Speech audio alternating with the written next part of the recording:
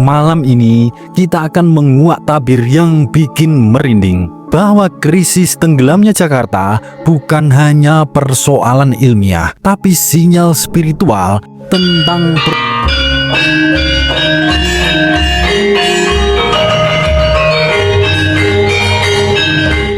Assalamualaikum warahmatullahi wabarakatuh. Salam waras-waras wae.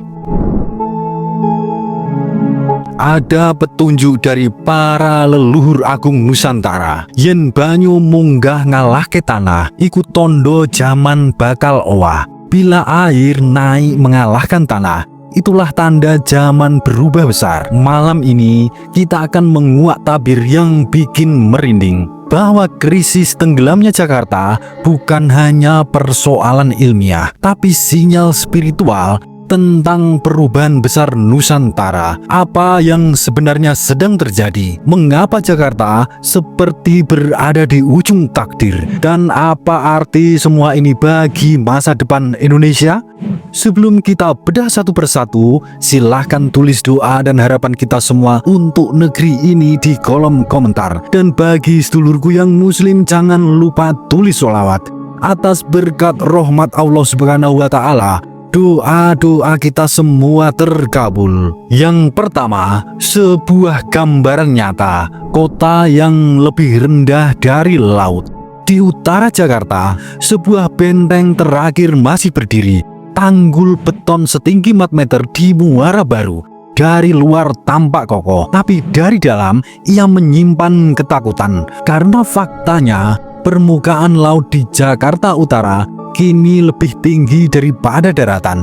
Ini bukan sekedar metafora, ini adalah kondisi nyata. Kampung Kerang Muara Angke, daerah nelayan yang dulu hidup di daratan, kini dikepung air. Setiap kali laut pasang, rumah-rumah seperti ditelan ombak. Di Pantai Mutiara, kompleks elit, kapal pribadi, rumah mewah dan bangunan bertingkat, semuanya kini berada 1 meter di bawah permukaan laut. Tanggul-tanggul sudah 3 kali ditinggikan, namun air laut naik lebih cepat dari kemampuan manusia mengejar. Dan disinilah misterinya dimulai. Karena dalam spiritual Jawa, air yang naik tak pernah dianggap sekedar fenomena alam.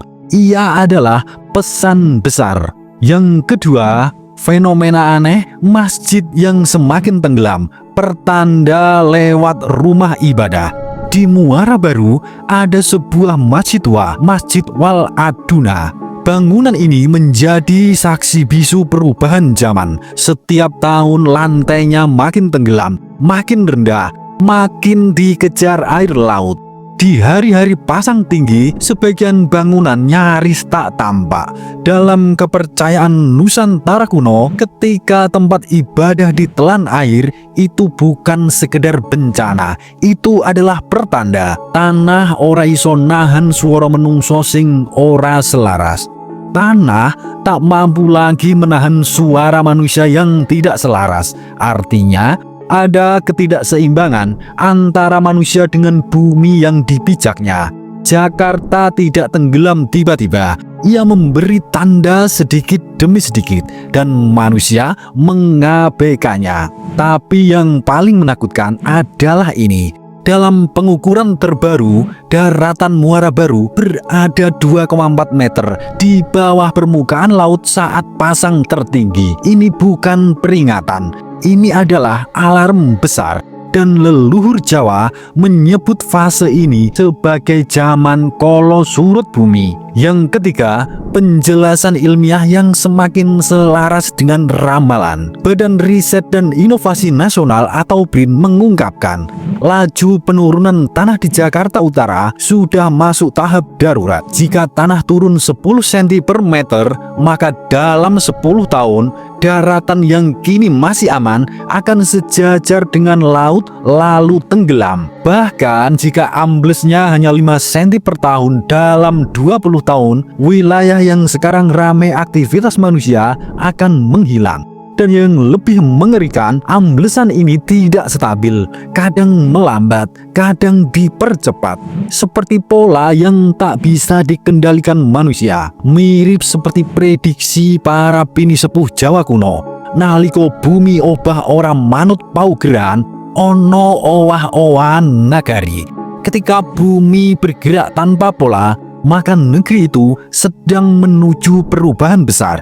Pertanyaannya sekarang bukan lagi apakah Jakarta akan tenggelam, tapi kapan dan apa dampaknya bagi masa depan Indonesia. Yang keempat, dalam sudut pandang spiritual Jawa, Jakarta menggenapkan ramalan lama. Dalam naskah-naskah Jawa kuno, terutama Serat Musyarar dan ramalan Ronggo Warsito, ada gambaran tentang sebuah kota besar di barat yang menanggung beban terberat zaman, dikelilingi air, menjadi pusat kekuasaan yang perlahan kehilangan tanah pijakannya, hingga akhirnya harus melepaskan perannya.